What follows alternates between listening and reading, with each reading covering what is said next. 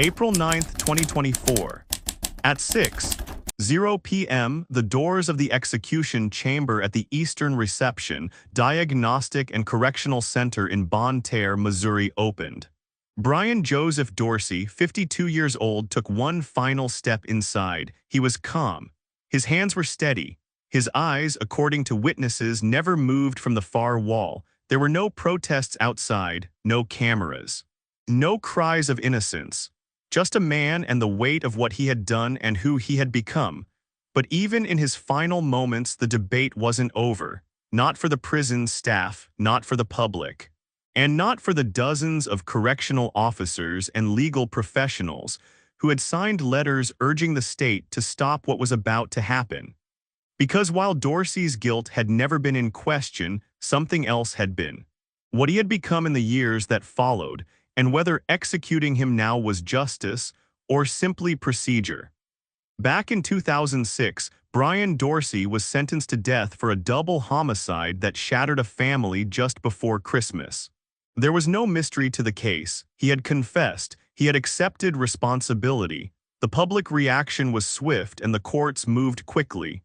But then time passed, and with time came change, not in the facts but in the man himself. Inside Missouri's death row system, Dorsey became known not for defiance but for humility. He worked in the inmate hospice program, caring for other men as they died. He kept to himself. He followed every rule. He earned respect not just from fellow inmates, but from guards, chaplains, and even the warden. Over the course of nearly 2 decades, more than 70 correctional staff members signed a petition, not to erase what he did, but to acknowledge who he became. He was not the same man, one officer wrote. He turned into someone who gave more than he took. Even members of the jury who sentenced him began to speak out. Some said they were unaware of the full scope of his addiction and mental illness at the time of trial. Others expressed regret, believing that life without parole would have been more appropriate. But the state didn't waver. On April 9, 2024, they moved forward. Dorsey declined a final meal. He spent the last day writing a letter not to the public, but to the victim's family, offering no excuse, only sorrow. He chose not to give a spoken final statement. Instead, he asked for silence. And so, when the moment came, the room was quiet. No press, no final words, just a slow breath and stillness. For some, it was justice served.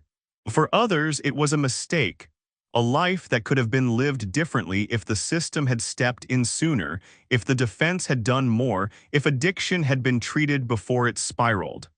But those questions were not on the docket that night. Only the sentence, only the end. And as the clock passed 6:10 p.m., Missouri carried it out exactly as scheduled.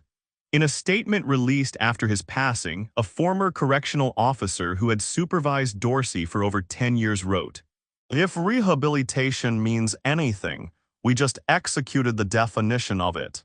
This isn't a story about innocence. It's about change." Before the prison cell, before the courtroom, before the silence of April 9, 2024, Brian Joseph Dorsey was a man unraveling in slow motion. To the outside world, it didn't look like that, at least not right away. Friends described him as friendly, soft-spoken, the kind of person who made eye contact when he listened. He worked as a tattoo artist, kept up with music, spent time with family. He smiled often in photos. But behind the smile was a man struggling with demons he could neither name nor manage.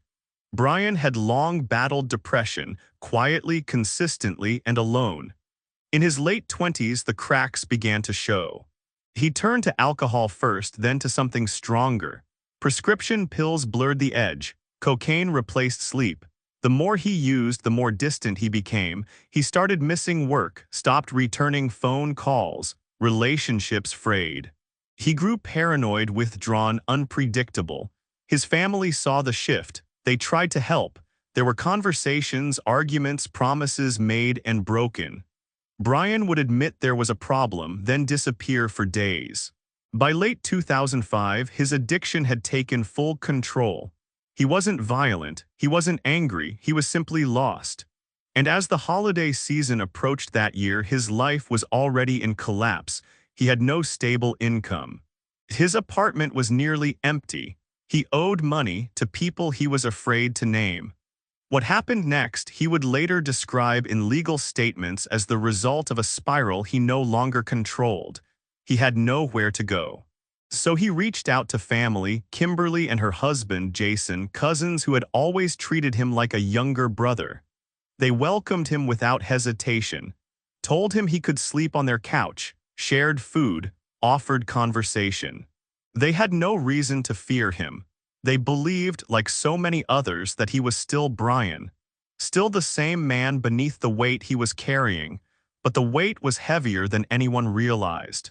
According to court documents, Brian had been using heavily in the days leading up to his visit. He hadn't slept. He hadn't eaten. He believed he was in danger, that someone was coming for him. It wasn't rational. It wasn't planned. It was, in the words of a psychological evaluator, a moment of psychological collapse fueled by years of untreated illness and addiction. Still, it was a moment that would change everything. And once it passed, once he realized what had happened, he didn't run, he didn't hide, he turned himself in, he confessed fully, immediately, without excuse. "I don't know why I did it," he told investigators. "I was scared. I wasn't in control, but I did it." The tragedy was undeniable. 2 lives lost, a family shattered, and a man who had already fallen long before that night, finally hitting bottom in the most irreversible way. Brian Dorsey would later say he remembered flashes, shadows, panic, and then stillness. It wasn't just a crime. It was the end of a long descent that everyone saw coming, but no one could stop. In court, prosecutors painted him as dangerous, manipulative, remorseless. But in the months that followed, those who knew him before, including former partners, friends, and even distant relatives, began writing letters. Letters that didn't ask for freedom, just recognition.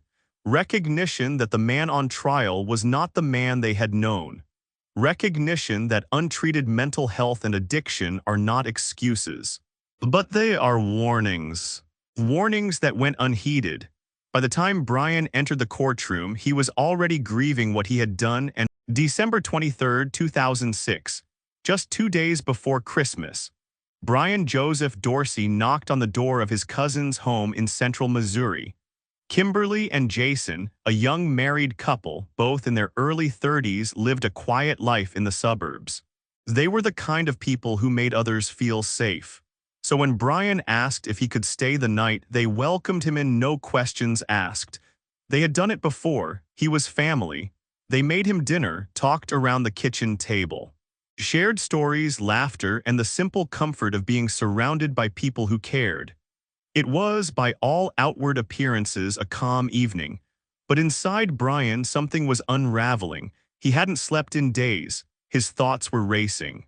He believed someone was coming after him, someone he owed money to, someone who might find him even here. Later psychological reports would suggest a full-blown drug-induced psychotic break. His brain was overworked. His perception fractured.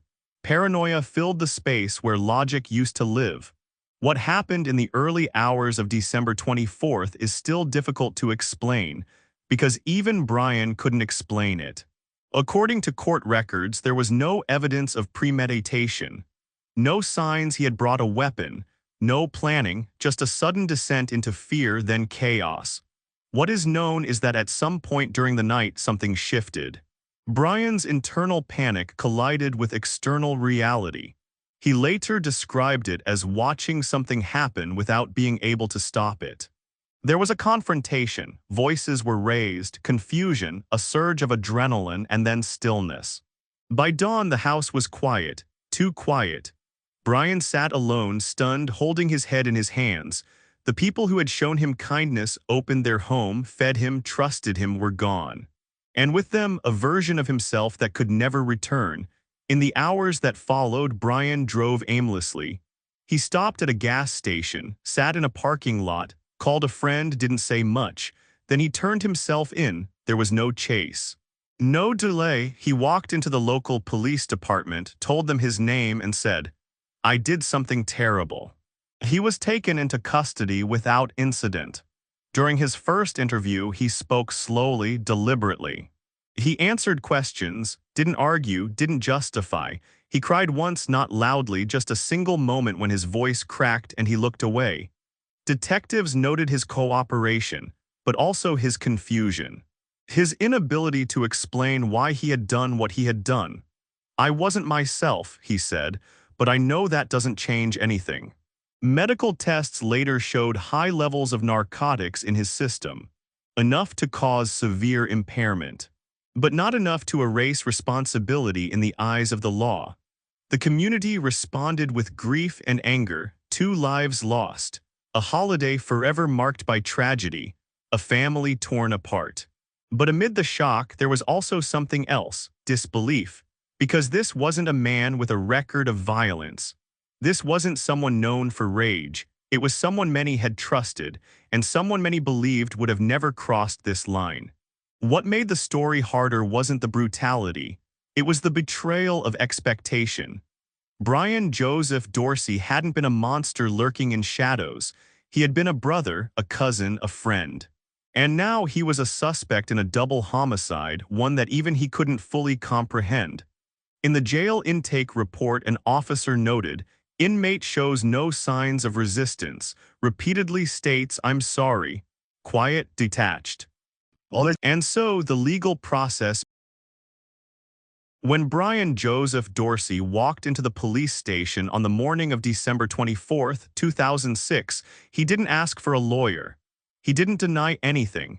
He didn't try to rewrite the timeline. He simply said, "I need to tell you what happened."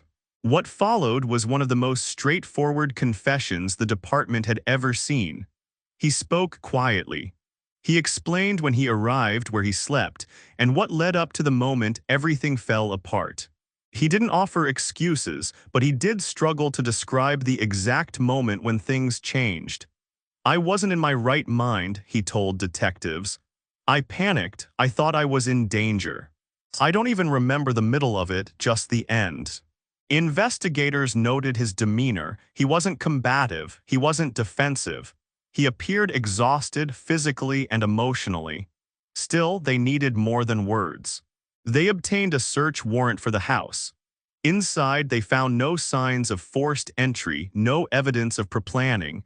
Everything pointed to one conclusion: Brian had been welcomed into the home as family. The crime scene photos showed a quiet home turned still, no signs of a struggle until the final moments. The couple had been taken by surprise. Fingerprints matched, DNA matched. His car was parked just down the block. There was no mystery. Detectives processed the evidence. They reviewed the confession. They cross-checked his timeline. It held. Toxicology reports came back confirming what Brian had admitted. He had used multiple substances in the 48 hours leading up to the incident. The levels suggested intense psychological impairment, but not complete incapacity. This became a central point of tension. Because while Brian's mental state was clearly unstable, the law in Missouri required that a defendant be fully incapable of understanding their actions in order to claim diminished responsibility. And Brian, despite his confusion, still knew enough to turn himself in. That fact, his voluntary confession, would later be used both for and against him in court. Some said it showed remorse. Others said it showed awareness and therefore accountability. A court-appointed psychologist was brought in to evaluate him. He found evidence of long-standing depression, substance abuse disorder, and signs of post-traumatic stress. He noted that Brian's upbringing had included instability, exposure to addiction, and periods of untreated mental illness. But ultimately, the expert concluded, he is fit to stand trial. He understands what he did. And he understands the consequences. From a legal standpoint, that was enough. The investigation wrapped quickly. There were no alternate suspects, no questions about physical evidence, no inconsistencies in the timeline. It was a clean case, at least on paper, but some officers involved quietly admitted later that it didn't feel that simple. He didn't act like a killer, one said. He acted like a man who'd lost everything in one night, including himself. The lead detective in a post-case interview reflected, "Sometimes you close a file and feel relief. This one just felt sad." As the charges were filed and the case moved to prosecution, there were murmurs in the legal community. Not about guilt, that wasn't in question, but about the bigger picture. Why wasn't Brian Dorsey offered mental health diversion early in life? Why hadn't his addictions triggered any intervention? Why didn't his defense team explore more than just the timeline? Those weren't questions for the detectives to answer. Their job was to collect, to confirm, to file. And by January 2007, that job was done. Brian Dorsey would face 2 counts of first-degree murder. The state would pursue the death penalty. And a man who once sat at his cousin's kitchen. By the spring of 2007, the case of Brian Joseph Dorsey moved to trial. The facts were clear. The confession was recorded, the evidence was intact, but what remained unclear and would never be fully addressed was whether the defense had done enough. From the beginning, prosecutors took a hard line. They argued that Brian's actions were deliberate, that while he may have been under the influence, he was still responsible. That he had turned himself in not out of remorse, but because he knew what he had done. They emphasized the brutality of the crime, the violation of trust, and the impact on the victims' families. They spoke of Kimberly and Jason not just as names on a file, but as people whose lives had been taken during what should have been the quietest week of the year. To the jury, it was powerful, emotional, undeniably tragic. But the defense, it barely made a sound. Brian was assigned a court-appointed attorney, someone with a limited budget, no experience in capital trials, and no time to build a meaningful relationship with the client. There were no expert witnesses called to explore Brian's mental health in depth, no mitigation specialist, no presentation of his full psychiatric history, no close look at the extent of his addiction or the trauma that had shaped his behavior. In fact, in court transcripts, his defense attorney spoke fewer than 500 words across multiple days of trial. He didn't object often. He didn't cross-examine aggressively. He didn't offer an alternative narrative, just allowed the prosecution's version to stand almost unchallenged. Legal analysts would later point to this as one of the most glaring weaknesses of the case. Because Brian never denied his actions, but he also never had someone truly fight, to explain who he was before that night and how much had broken inside him before anything happened on the outside. The jury heard the crime, but they never really heard the context. During the penalty phase, this lack of effort became even more pronounced. No witnesses were called to speak on Brian's behalf. No character letters were presented.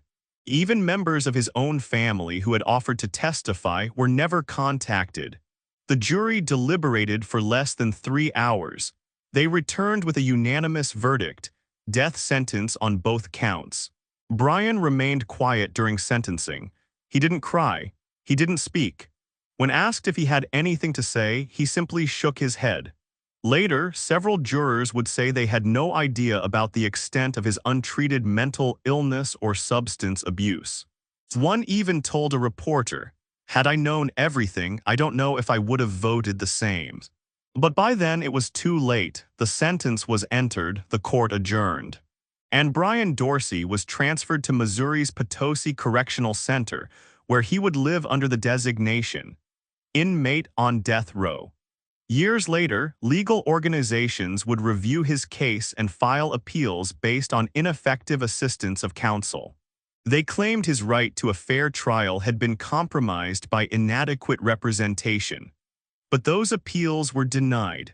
The court ruled that while his lawyer may not have done everything possible, the standard for constitutional failure had not been met. In short, the system had done what it was designed. After the sentencing, Brian Joseph Dorsey was transferred to Missouri's death row. He entered as just another case number, another man condemned, another name to be checked off a list. But what happened over the next 18 years wasn't part of anyone's plan. Brian never appealed his sentence. Not personally, not publicly, he didn't proclaim innocence. He didn't fight the system, he accepted his punishment quietly. But in that stillness, something shifted. Guards at the Potosi Correctional Center noticed it early on. He followed every rule, never raised his voice, never caused trouble. In a place where tension often ran high, Brian became known for being calm, reliable, even kind. He volunteered for prison jobs no one else wanted.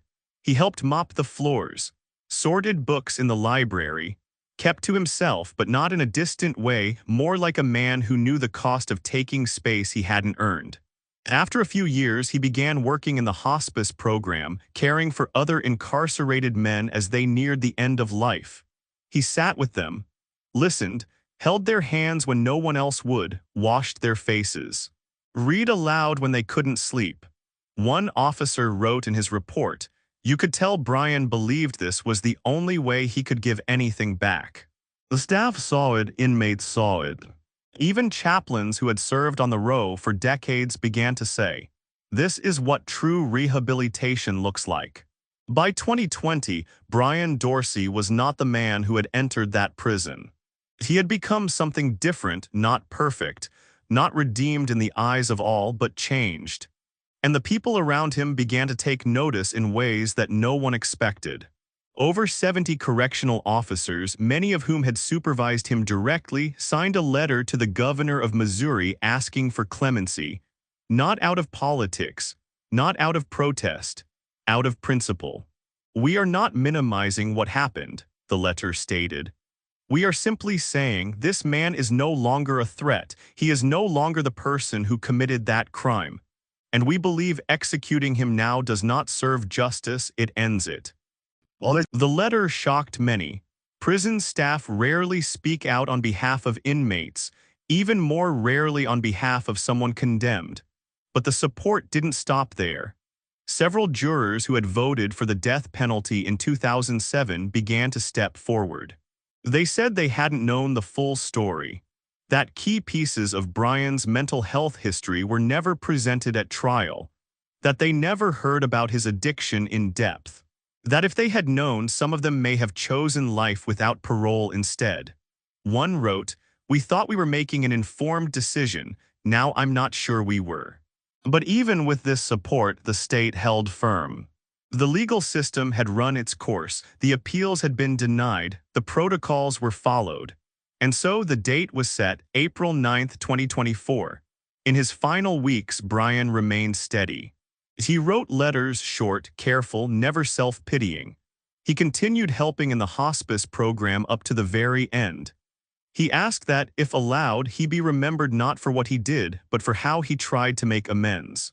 He declined a final meal, refused interviews, did not make a statement to the press. He wrote a letter to the victim's family. It was handwritten, apologetic, sincere. He asked for nothing. On the day of the execution, several correctional officers who had supported clemency chose to attend, not in protest, but in silent recognition. One said, "We watched a man walk in who had already served more time in remorse than most serve in years of defiance." After the sentence was carried out, the official paperwork was signed.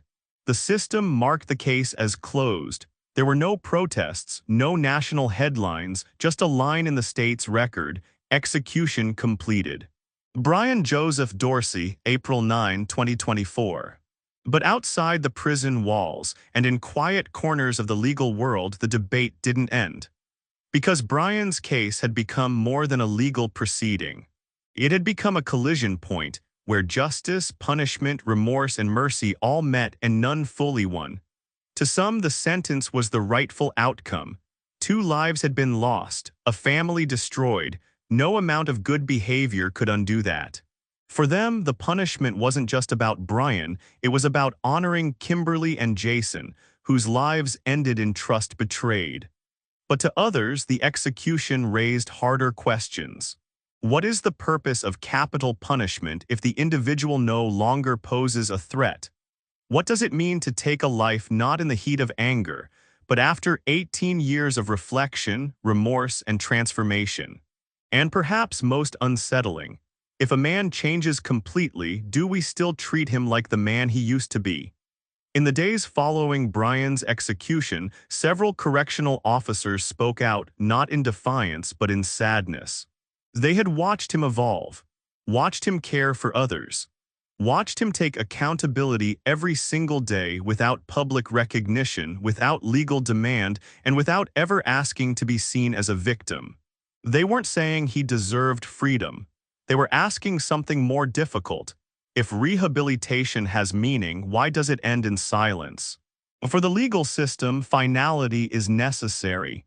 Courts require closure. Files must be stamped and stored.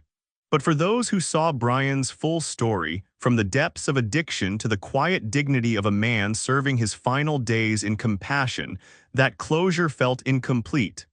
Some asked, why didn't the state allow his sentence to be commuted to life? Wouldn't that have honored justice and mercy at once? Others pointed to precedent. If we make an exception here, what message does it send next time? And so the conversation shifted, not about guilt, but about how we measure change and whether we allow room for it. Brian Dorsey left no legacy of fame. There were no books, no films, no viral petitions. Just a man remembered mostly by the people he lived beside for nearly 2 decades, men who were also facing the end. He didn't ask for his name to be cleared. He didn't try to rewrite history. He just tried quietly to become someone better than who he had been. And in the end, that effort, while seen and respected by many, was not enough to change the course of the law. Missouri carried out its duty. The case was resolved. The calendar turned. But among those who had signed clemency letters, among the jurors who had begun to wonder, among the staff who had watched a man live with quiet purpose for 18 years, a question remains, not shouted, not demanded, just left open. What is justice if it can't recognize a